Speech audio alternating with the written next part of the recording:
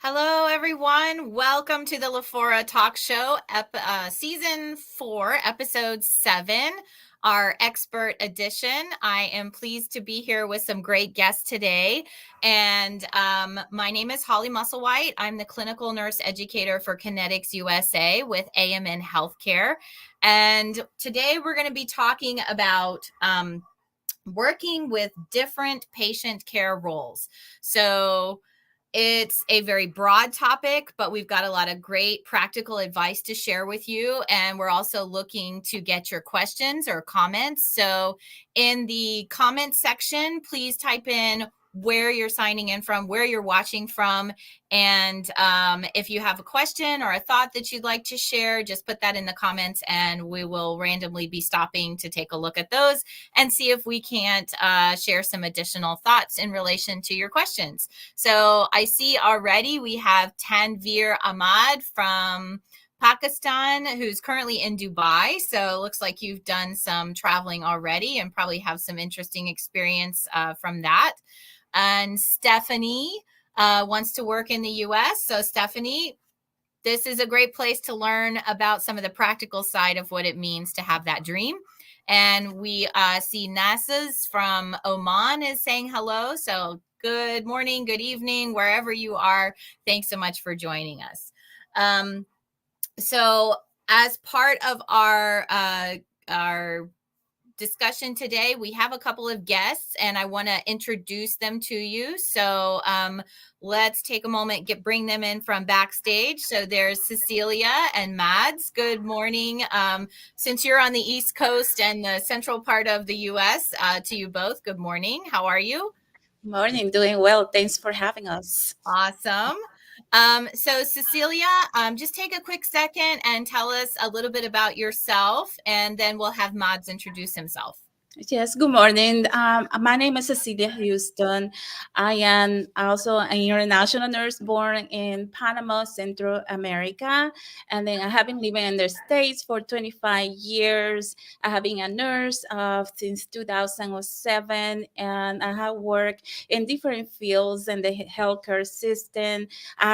Started my nursing career as a tech, and then currently, I am working for OGP International and in the management side. So I have a various experience background in critical care, observation, care management, home health, and then also in the other side of my life, I was part of the U.S. Army Reserves as an officer for 13 years. So I relate to your stories and experiences and journey in the USA through a lot of perseverance, adaptation, and resiliency. So I appreciate you for having me here today, and I hope we can have a good moment here with all of you. Thanks.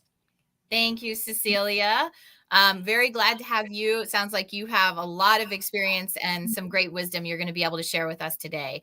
Mads, good morning. Thanks for being on. How are you? Hi everyone. Hi. I just literally came from my night shift, so just bear with me. My name is Ahmad Noor Maring. I am originally from the Philippines. So I've been a nurse for quite a long time now. I used to be a clinical educator when I was still in the Philippines. And then moving to United Kingdom to work there as part of the critical care team. Well, I would say the transition primarily from being a clinical educator, like theories, you're dealing with books, you're dealing with, modules to the actual patient care at the bedside. So I think that is one of my 360-degree turntable. But now I used to work and live in England for roughly 4 years. Before coming here, I was able to go home to the Philippines just to, recalibrate. And then after a month, I started my career here as one of the registered nurses, particularly one of the IENs, we call it here in America. That stands for Internationally Educated Nurses, hired by Connetics. I am currently employed in one of the biggest hospitals here in Texas, USA, Baylor Scott and White. I am specifically assigned and working in a medical intensive care unit in the organization. So yeah, welcome everyone, and I hope we'll be able to give at least share some experiences and wisdom to everyone. So yeah. Thank you so much, Mads. And thanks for coming on board, even though you're finishing a night shift and you probably would rather just go to sleep. So thank you for doing that. We have April joining us from Saudi. So hi, April. Hi, Priscilla. It sounds like you have a spouse who would like to come to the US. So thanks for joining. And please feel free to share this information with him. If you're interested in applying to Connetics, you can go to conneticsusa.com/apply. It's there on the bottom of the screen, and submit an application to us, and we'd be happy to take a look and see maybe we can find a match for you, or in this case, Priscilla, your husband. So let's see. Cynthia is signing in from Zambia, and Mads, I think you have a connection here. Jovi is saying hello. So Jovi, Hi. if you know Mads, thanks for signing on. So before we go too much further, I want to just briefly show our success path. So the Connetics success path, since we've got a few people who are saying they're interested or they have family who are interested, this is the Connetics USA success path for nurses. And so it's comprised of 7 steps, and below each of those is sort of a little bit more detail. So the first thing you're going to have to do is get your NCLEX done. So if you haven't already done that, that is kind of the most important piece to the process in terms of being qualified to then be interviewed by various clients and find a sponsor for your visa. So having that NCLEX is like a critical piece. It sounds really scary, but I can tell you that since April, we've had the next gen NCLEX in place, and we're seeing some good results with those nurses who are completing a very structured program. So if you're also like, well, how do I study? You need to find something that's going to cause you to have some accountability, to have someone who's kind of nudging you along and keeping you on track, because that process should really only take about 3 to 6 months on average for you to study, take your exam, and pass. Then you're going to prepare for a job interview. Once you have that sponsor, we're going to work with you on your visa framework, gathering all the documents you need. We will assist you if you're going through the Connetics Success Path with your licensing and credentialing as well. And then we have our get ready game plan. So as you get closer and closer to arrival, we have to start to talk about the particulars of that. When you arrive, there's support through concierge services, picking you up at the airport, getting you settled in your community, finding that grocery store that has the foods you like, and enjoy and prosper. All of that process is really hard work, but it is a very rewarding process, as Mads and Cecilia can both tell you. So they have had to go through those hurdles, and they understand that reward is definitely the result of a lot of hard work and effort. And then let's see. I think I'm going to go back to the comments in a couple minutes, but for now, I kind of want to get started with some of the content of the show for today. So the first thing is, let's talk about who or what roles make up the healthcare team besides the nurse. So who are we talking about? So Cecilia, in your mind, who do you think of when you think of the healthcare team outside of just the nurse role?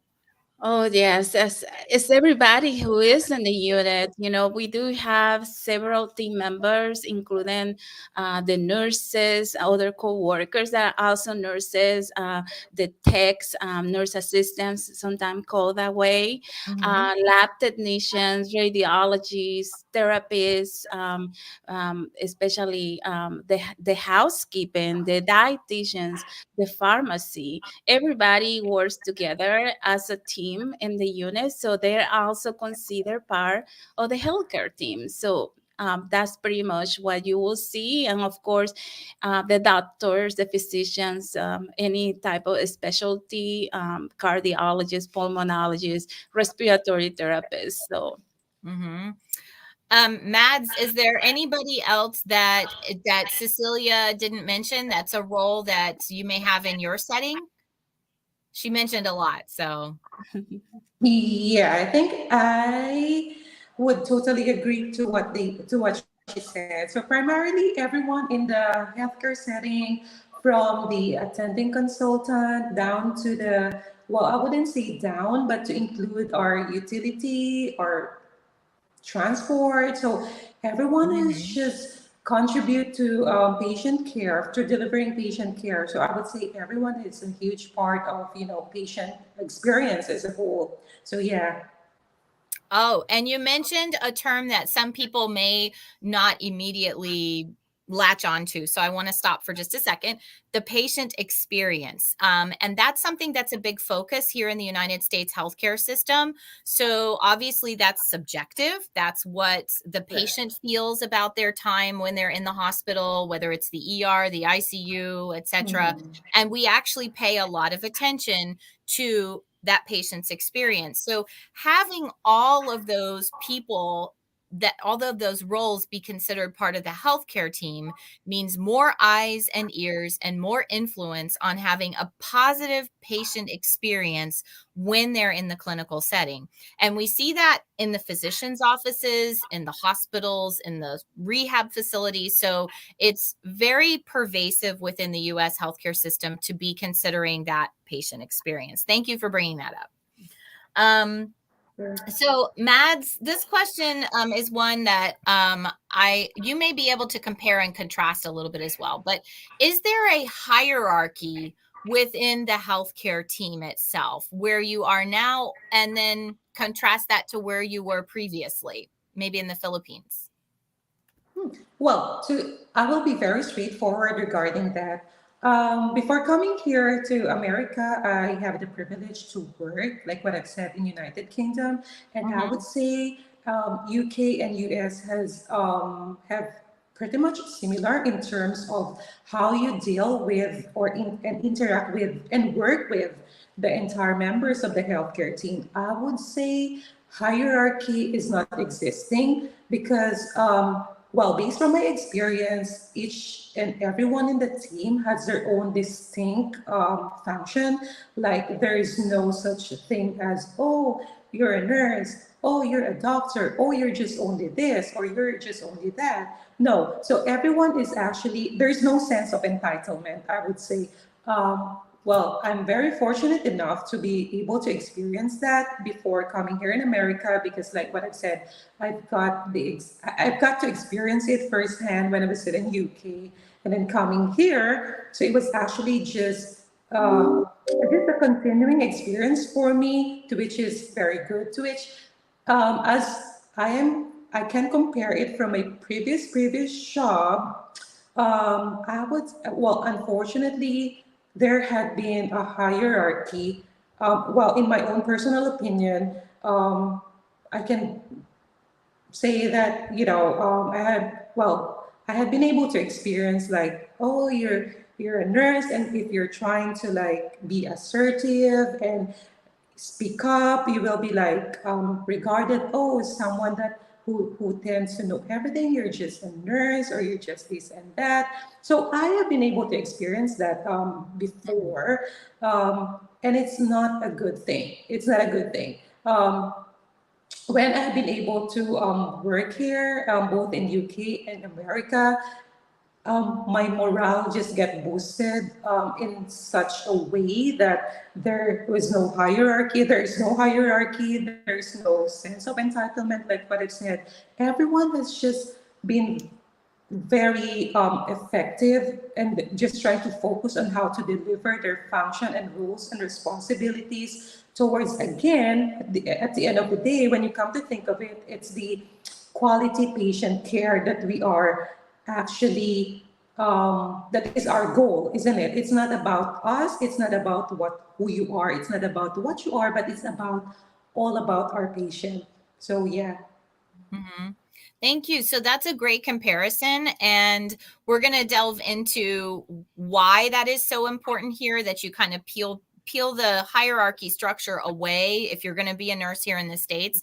But it's also sometimes a big surprise if you haven't been in that before, because it shifts your responsibility to the nurse a lot more. You have to speak up in those settings. And it also, I think I like to make sure that our nurses understand that it's not so much a critique of where you are now.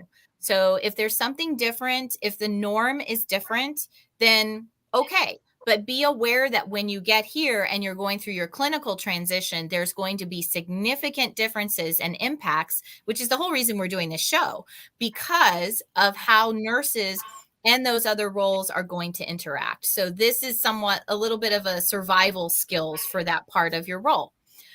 So Cecilia, let's talk a little bit about the U.S. healthcare system and the role of the nurse in relation to other members of the team. How does, and as more specifically in the hospital, how does that nurse function in relation to all of the other roles that are around? Yes, thanks. One of the roles that the nurses have in the U.S. is an advocator. We are the gatekeepers. We advocate for our patients' care. We make sure that, in the end, all team members work together for the same common goal.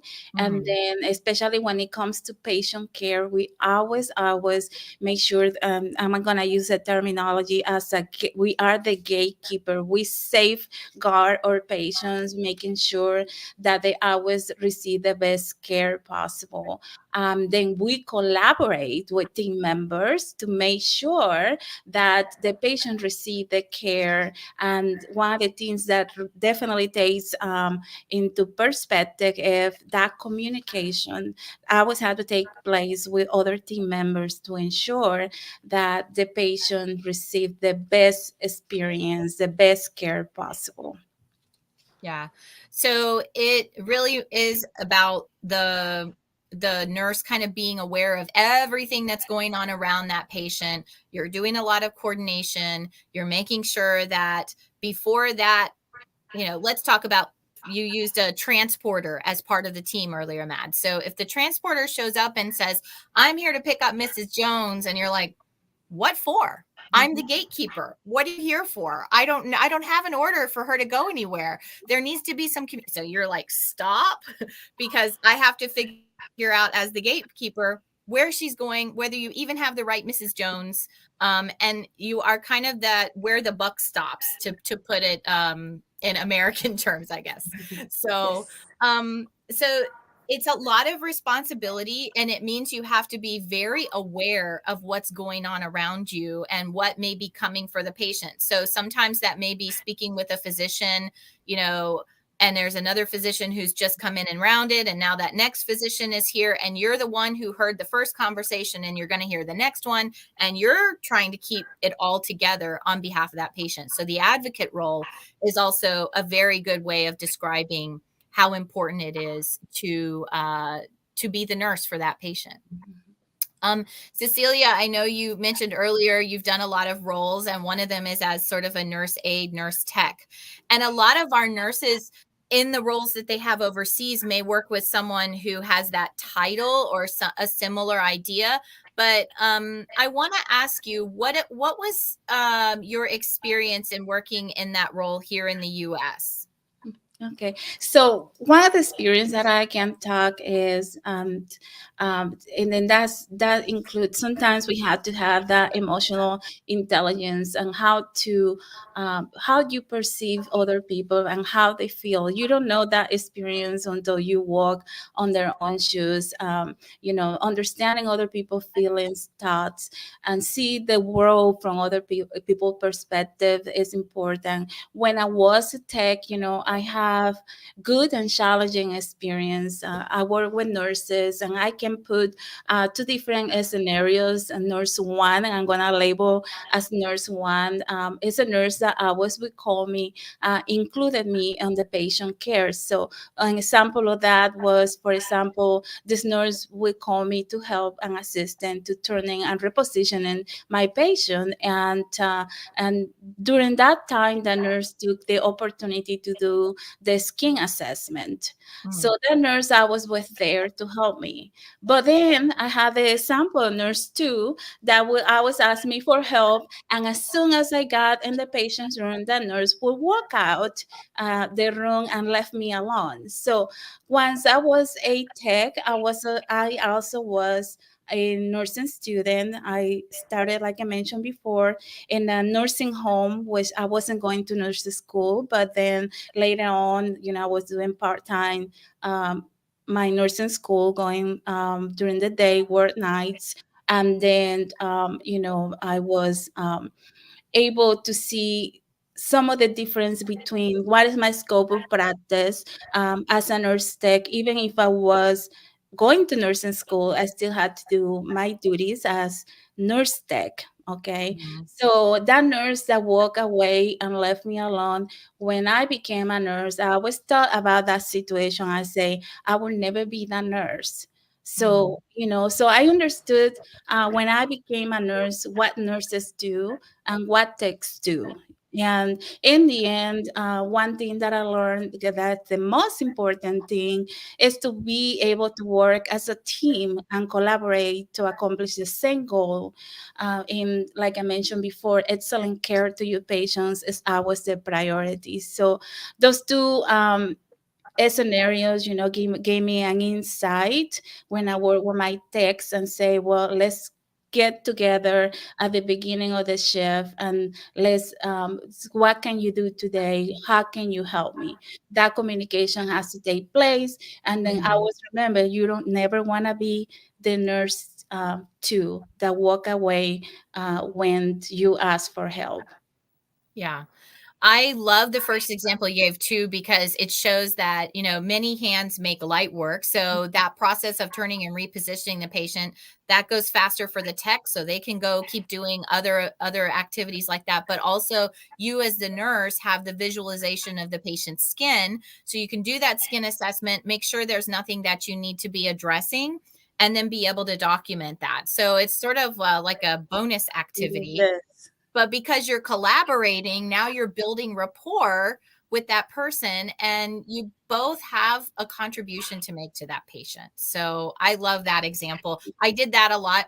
And I don't know about you, but I used to tell my techs too, that I worked with, Jane, I just gave Mrs. Smith some pain medicine. She's probably going to be a little sleepier. So if you have something you need to do, go do it now before the pain medicine kicks in. Or, just because they're going to be sometimes doing some very hands on activities, I want them to be safe with the patient. I want the patient to have an awareness as well that we as the team communicate. Like if you've ever gone into the patient's room and they assume that you all are hive mind, right? Like everybody knows on the team what is going on. And it's like that looks really good if you can make that happen, but it comes down to really good communication with you and the rest of the team. So Mads, how do you partner with other members of the team to make sure that you're providing great patient care? As part of, well, you know that teamwork is an integral part or should be an integral part of, patient care. We normally, I need to be very specific, working with other members of the healthcare team, for example, nurse to nurse, we normally have what we call body system. So a senior nurse is being paired, for example, to a lesser experience or to a less experienced nurse. So primarily because they will like tag along, and then they will learn from each other, basically in rendering direct patient care. So that less experienced nurse could learn so much from the more experienced nurse, and in the same way that the more experienced nurse can also learn from less experienced nurse. Primarily they are benefiting. It's a symbiotic relationship basically. So for example, in my case, I have been a nurse for quite a long time, but obviously technically when I came here, I'm a neophyte because I know the basics of nursing care. I know the standard of nursing care, but the thing is the protocol. We have different set of guidelines here that you need to familiarize yourself with. So I have been assigned to a mentor or a preceptor here, and I've been guided as soon as I've been off from my orientation. I've been guided by more senior nurses in the clinical area, um, talking about policies. How do they do certain things Mm-hmm. specific to their practice or specific to their protocol, the protocol of the organization. It's very important. It's very important. And I could also say that working here in partnership or alongside or along with the other members of the healthcare team, I would vehemently agree to what you said, effective communication. I think that is the most essential part of working in any organization, not only in the healthcare setting, but in totality. When you work, you need to speak up. When you work, you need to bear in mind, especially when you're in the healthcare setting, you're not just only dealing with buildings. You're not just only like selling products, but you're actually handling a life of an actual person. So you need to be more precise, be more attentive, and be more, how would I say, be more careful, especially when you relay information. You may like for me, English is not my first language.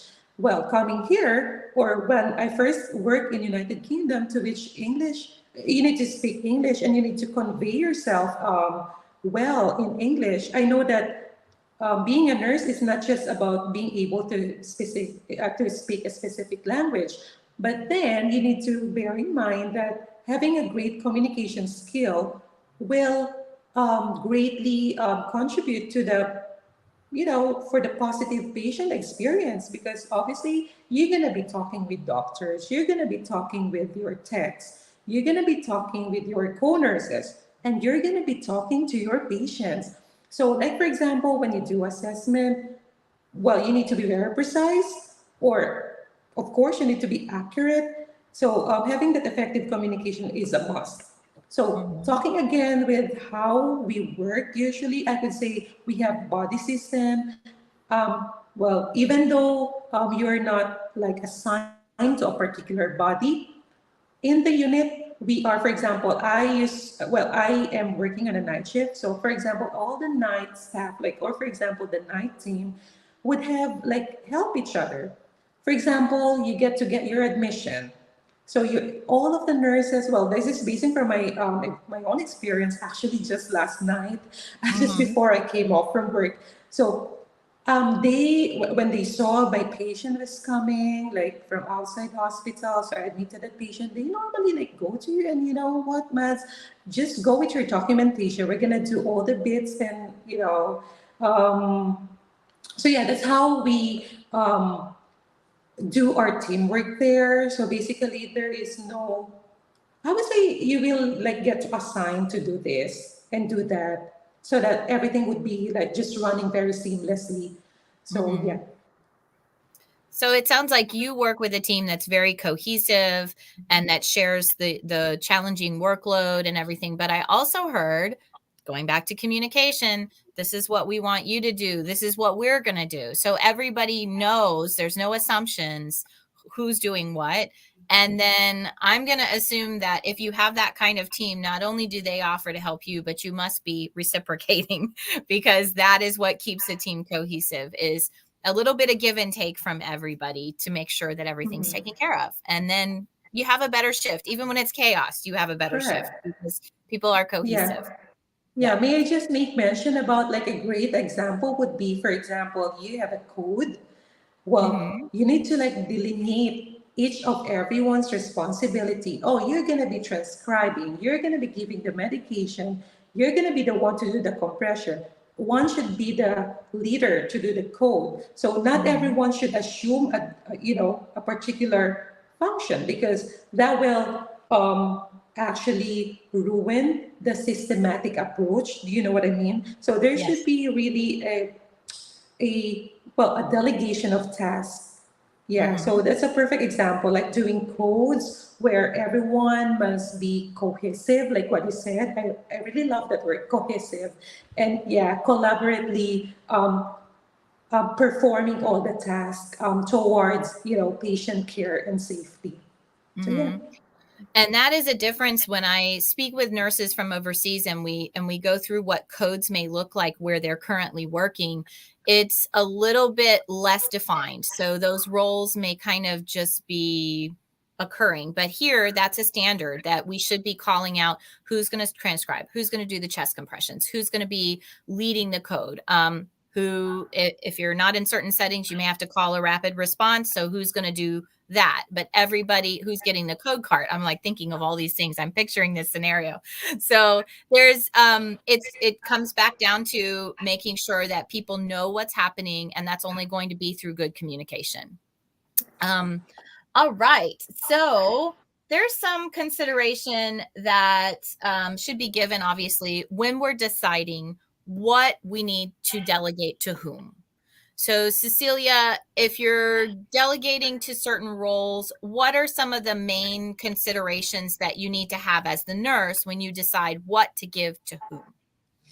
Yes, definitely. One of the things that I mentioned early on is to know the scope of practice. As you may know, for example, if you delegate a task to a tech, you need to know what the techs are allowed to do in the facility. One example that I can say about that, in some facility, techs are able to do blood glucose checks.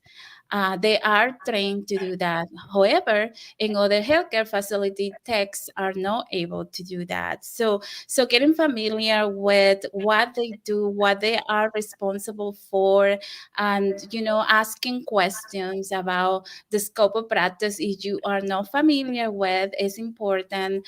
Follow with the charge nurse, asking the nurse supervisor, and in the end, you just have to understand as a nurse, it's important to also know that if the tech is responsible or is trained to do blood glucose, in the end, if you are going to administer, the patient have other insulin to be given, and for some reason that tech has not been able to get to that patient, one of the things that I recommend, don't go find the tech to get that glucose. If you're gonna go give your insulin, it's your responsibility to make sure that blood glucose is at the level where you will administer safely insulin. So, taking about consideration in the communication when you, after you taking reports, check with the text to see what is that throughout the day that you will be able to assist me with, and what can I help you with. Mhm. It's a team member collaboration, and not only one member responsibility. Is how can we get there to make the all the tasks, to complete all the tasks.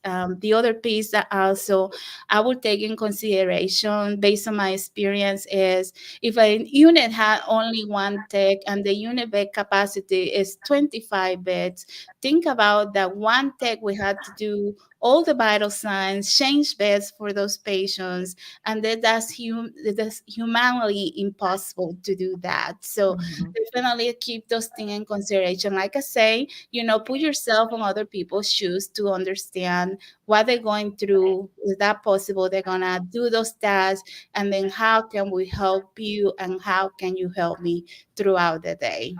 Mhm. Yeah, those are really great points, Cecilia. Thank you. I especially like your example about if you can't find the tech, or they haven't gotten the blood glucose reading yet, just go get it, because you're going to have to give that insulin, and it has to be on time. And so, I think in a lot of facilities that we partner with, I find that that role is there, but it may have evolved over time. So they do have a lot more rooms assigned to them. And that means that if you're not collaboratively speaking with them about what you can take care of, what they can take care of, what you may need to partner on and do together, because you need two people anyway, it can go a lot rougher during the day if you're just kind of hunting for them. And I liked what you said earlier about, try to meet at the beginning of the shift and make a little bit of a plan as to kind of what that's probably going to look like, so they have an expectation. Um, I did many a bed bath and assisted people to get showers and various things as a nurse. Why? Because sometimes nothing makes a patient feel better than being clean. So you can have a lot of other interventions in your pocket, but those things that may be basic needs, when you help fulfill those, sometimes you really make a huge impact to that patient experience. Spending 15 minutes trying to hunt down a nurse aide who has a lot of patients themselves to do that may not always make sense. So it may be that when you go in to do your last assessment, you may think, well, I don't think the nurse tech has gotten here yet. Let me take some linens in. Maybe I can change the bed and help this patient get up to the chair and, at least take care of this one and then go start the next piece of my day. So um, getting your mind wrapped around what they can do, there's an overlap in scope, right, Muds? So there's some things that Correct. a nurse can do that a tech can also do. And it doesn't mean that those things can only now be done by a tech just because you have them on the team. You still have to do, as Cecilia said, think about it. Does it make sense for me to go find the tech if I need to get this done? So, what are some things, Mads, that nurses can do to build solid working relationships with other members of the healthcare team? Effective. I would say, um, like team building, like getting to know, well, just the basics. For example, you get to like mingle or talk to like other members of the team, like for example, your colleagues. And just for a very concrete example that I just had last night, actually, we had a potluck together with my, because one of our doctors, I know that I have been able to observe this here in America. It's very popular, potluck when someone is leaving. So just last night, I've been able to like mingle with them, just talk to them, out of work, or stuffs that are not related to work. You get to know them like just behind the scrubs, or more than just behind the scrubs or the uniforms. You get to know them more about, I mean, as a person as a whole. So I think that being able to like having like a casual conversation with them, try to know them more deeper, more than just a colleague, but more of like a more of a a vulnerable person or a human being. It's just like you've been able to like know how they are coming from, because it's just really superficial for us to like just to see them like at work. Sometimes when things are not going that good, you tend to have like some sort of like bad vibes or something, like a not so good experience, and then you tend to like judge them. But sometimes if you really know that person, that you will understand him or her. So I would say like just merely having potlucks like that will give you a great avenue for you to know your colleagues better. And on that note, like you can talk stuff like what I've said, like it may not be necessarily work related. It could be like, oh, you talk the culture of food, or you'll be, it's just so amazing that you've been able to like um, talk about conversations about stuff like in relation to like food, and you get to know the culture because of the food, and indirectly you're actually getting to know that person even better, like what I've said earlier.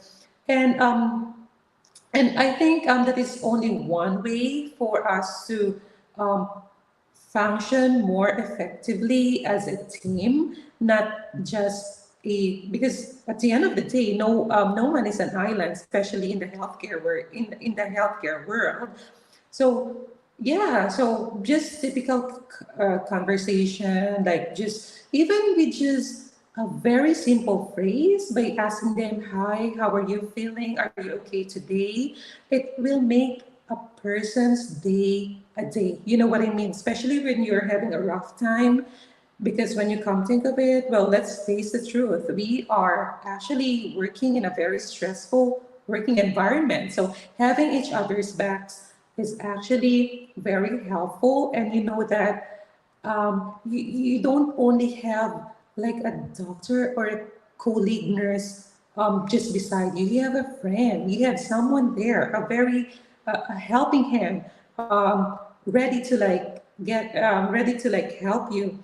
So I think by doing that, you actually break the glass, like you break the barrier, and function more effectively as a healthcare professional as a whole. So yeah. So, Mads, I'm going to steal that. Know the person behind the scrubs. I like that a lot. Love And it. that is, at the end of the day, we want to feel like somebody cares about us as a person when we're at work. That actually goes a long way towards us wanting to go to work every day, is knowing that at least one or two people, if not a whole team, cares about each other. And yeah, nurses, we seem to like to share about ourselves around the dinner tables or a break room, sharing a good meal, um, sharing new foods, things we haven't tried before, is always interesting and fun. So yeah, knowing people for who they are outside of work makes work more fun. All right. So I'm going to skip back to the comments for a minute. We have Gafar from Kuwait asking about time frame. How long will it take to get job sponsorship or visa for USA? Gafar is a medical lab technologist. So we do have openings for medical lab techs in some of our partner locations. And for that, I've seen nurses come on those types of visas for medical lab technologists within just a few months. So it can be a very fast process, sometimes a little faster than you think. It can also take a little more time. So it may depend on how quickly you're able to get your documents together, what time of year you're being filed, what type of visa filing you have or the sponsor is offering. But I would say that sometimes within a year, it's pretty pretty, or I would say very possible that you could be here that quickly. Our green card sponsorships, which are typically what Connetics and AMN does for international nurses, those take longer.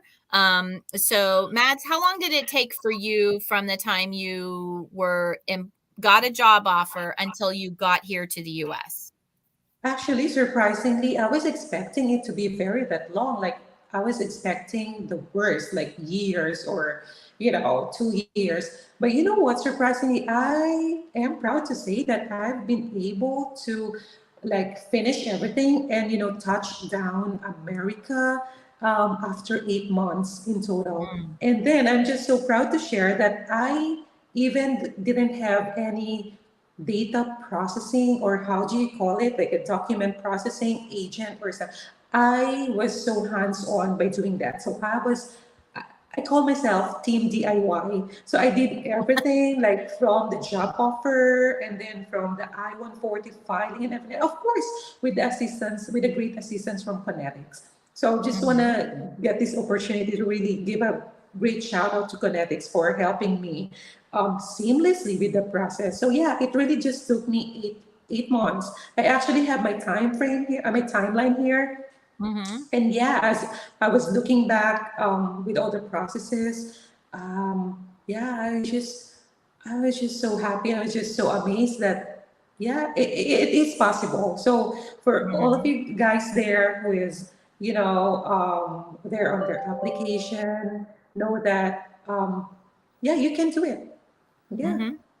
That's great. And I think right now we may have some nurses watching who are aware that the visas are retrogressed. So that is unfortunately slowing some things down. And we are hoping to have an update soon on retrogression. So stay tuned for an announcement on an upcoming web show for that once we get our most recent visa bulletin issued. However, the goal right now for our organizations is to continue to file visas, to continue to partner with our hospital organizations to get jobs and placements and get nurses' visas filed so that when those priority dates do come current, then that process is in high gear and people move really quickly through the remainder of the process, which we can get you all the way to the point that all you're missing is getting your consulate interview scheduled. So that means your visa can get filed, you can get your visa screen, you can, go through all of those steps while you're waiting for retrogression to lift.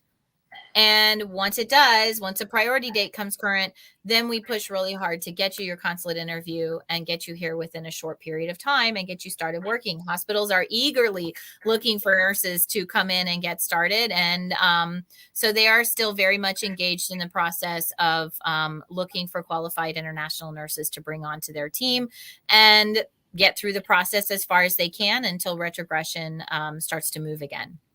So keep looking for updates on retrogression throughout the coming week or so, and hopefully we'll have some announcements that are good news in the near future. Fingers crossed. Cynthia, I think we kind of answered your question as far as what Mads shared. His is the ideal time, and he was not affected by retrogression. So thank goodness for Thankfully. that, Mads. But for those of you who Thankfully. are like, what am I supposed to do? The time that it will take is now dependent on what's happening with retrogression. But as far as we have nurses who, if they interview and they get a job offer within a few days, within days to weeks after that, could be having their visa filed and moving through that process. So it's really exciting to see that there's still some things that can be done while we're waiting for those priority dates to come current again. Tom is watching from the Philippines. Esmail says hello. AP looks like shared with a friend that we're on live today. And then let's see. Philly Sanchez says, do you have a branch in Missouri Independence? So I do know that we have some clients in Missouri. I'm not exactly sure where Independence is. My apologies. But we do have hospitals that we partner with in Missouri. So if you're interested, you can go to conneticsusa.com/ and apply. And we can see if we can maybe get you connected with one of our clients in that area. Francis says, hello, following from Kenya. Any news on the October visa bulletin? So stay tuned, Francis, because we're looking out for it just like you are. And as soon as it gets released, we will be planning to do a show and go live with everyone and kind of share with our legal expert team that we have on occasionally on our shows what's going on and what to look for next as this October visa bulletin is released.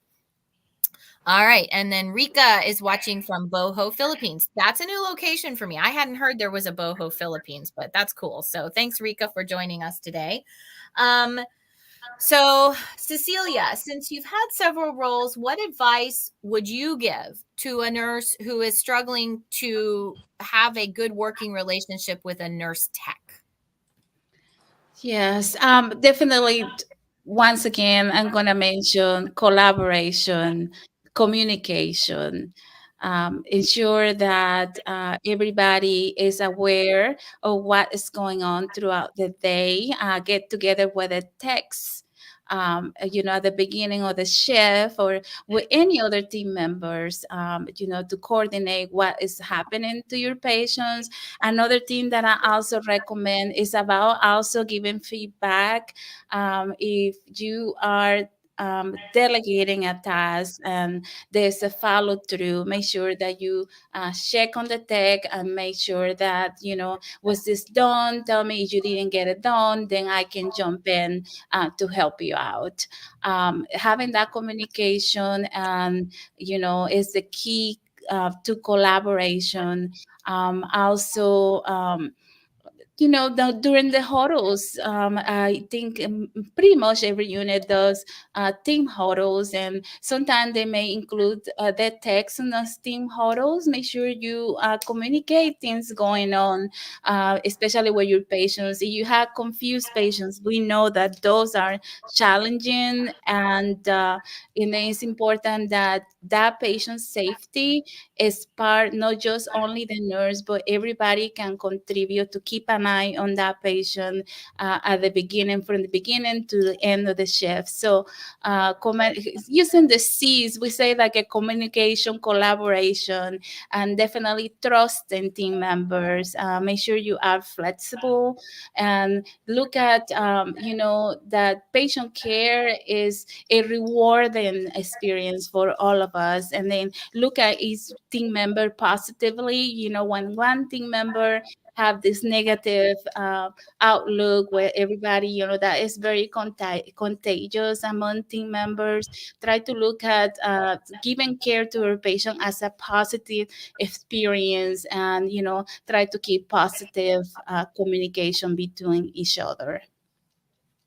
Yep, that's great advice, Cecilia. Thank you. I know, Ahmad, that there may be some roles that we talked about earlier that you work with. I want to maybe look at a different role. Like, do you have respiratory therapists who work on your unit?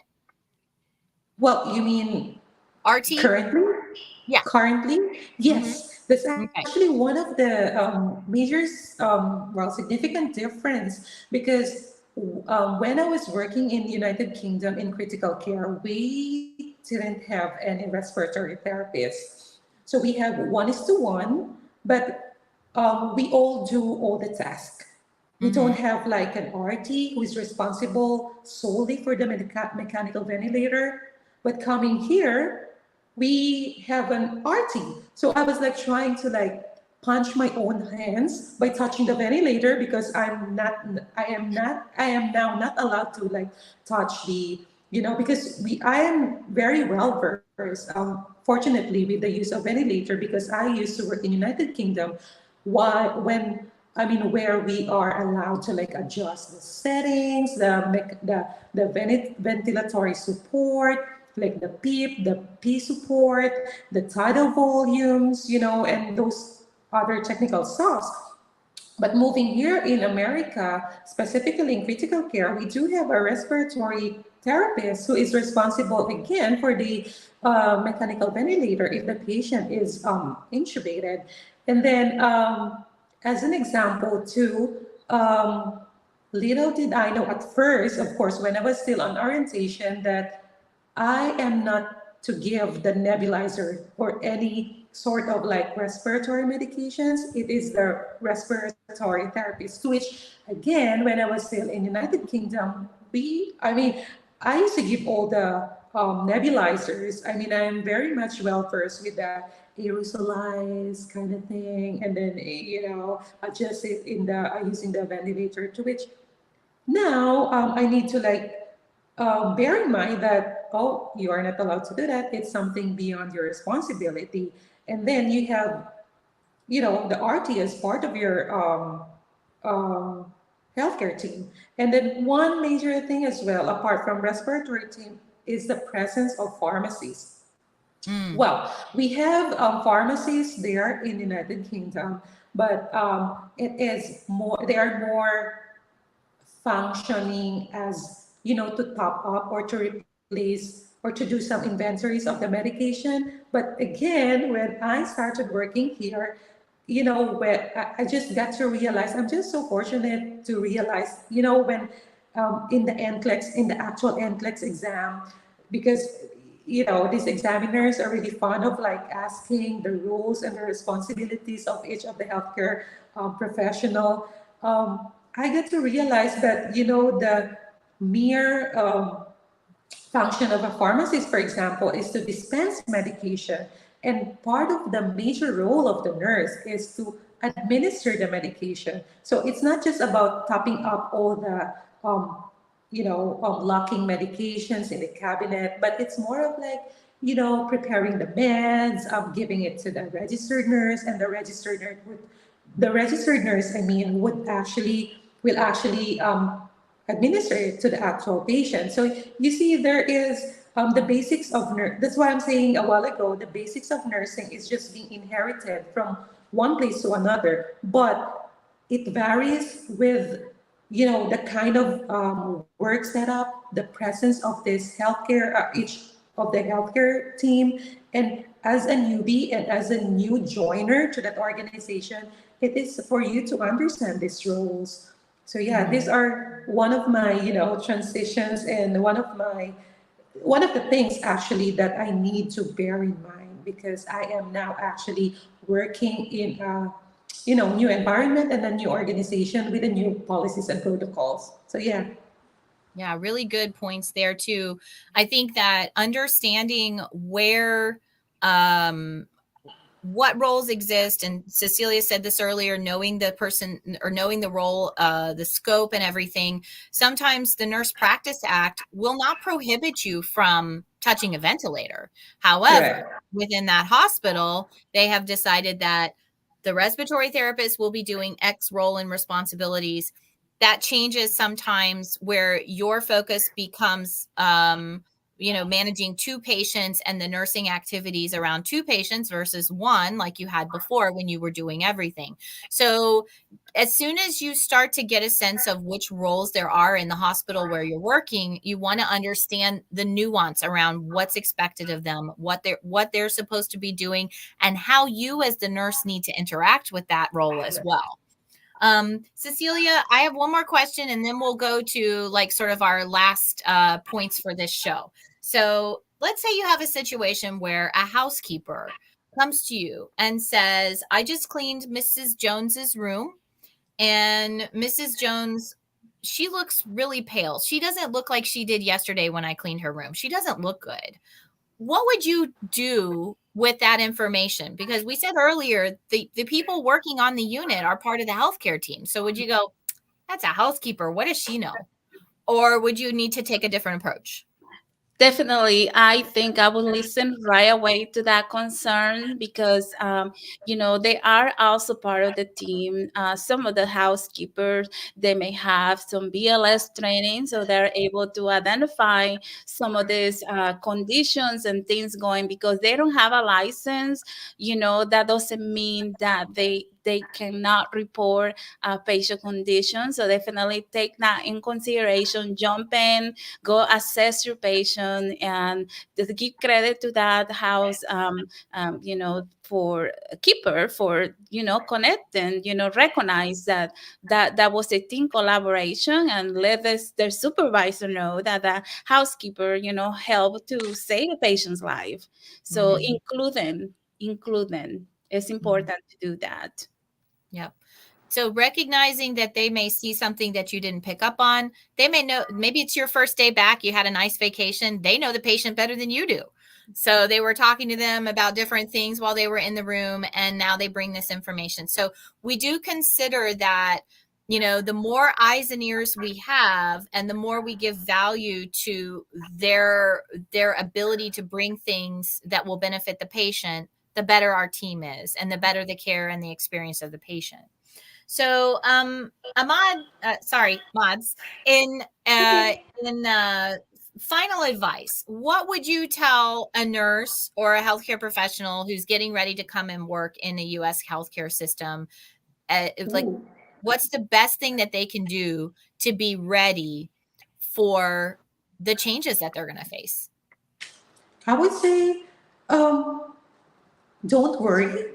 I mean, it would be easier said than done, but don't worry, because I know that coming from their shoes before I arrived here, you have so many doubts, you have so many questions, so many uncertainties. But I would say the reassurance of don't worry, because when you come here, you will have a very great amount of support. They are very supportive. They're very open. They are very, how do you call this, welcoming. So yeah, so I would say don't worry. I know that sometimes that things would not go on to what we want it to be, but know that at the end of every storm there's a rainbow. It may sound to be a cliche, but in every storm there should be a better days coming ahead. I know that with the issue of like retrogression, like the this and that, like you wait for your visa for so long. At the end of the day, this shall pass. And you'll get to realize that when you come here, you will get to realize, like what I've said, that it is all worth it. So I would say just keep going on, just keep the faith. Um, just try to cling on to that dream, to cling on to that goal and hit that mark in flying colors. So yeah, just be steadfast. I know sometimes that you can feel that, oh, this is hopeless, oh, this is not doing any sense anymore, or and like for my case, I was like, oh, did I do the correct thing? Did I do the correct decision of like moving from, from my previous workplace and to come here, back to scratch, try to learn all the new stuff. You will try to question yourself, try to question your decision. But you know what? I would, yeah, I would always go back to what I've said, like, yeah, have faith and um, be positive, be optimistic, and know that, for example, there are helping hands that is ready to help you. Like, for example, I've always been so grateful with the Connetics. They help me a lot. Like what I've said, I've been so hands on in terms of my actual application here. I was just doing it on my own pacing. They have been there to guide me.